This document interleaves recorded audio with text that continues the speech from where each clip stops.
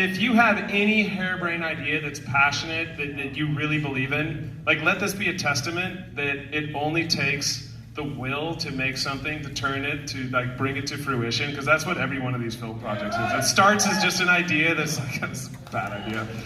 And a lot of people that are willing to put it on the line to make it happen. And then the second component is this winter coming up.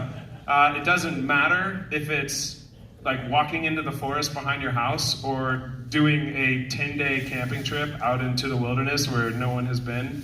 Like, take the time, get together with a group of friends and build a goal that you and your friends can safely like bring to fruition. It's the most incredible experience, and we do it every year, and I couldn't recommend it more. Thank you for coming out tonight. Come on, this is the world premiere. Legends are walking off the stage. San Francisco, are you ready for Roadless?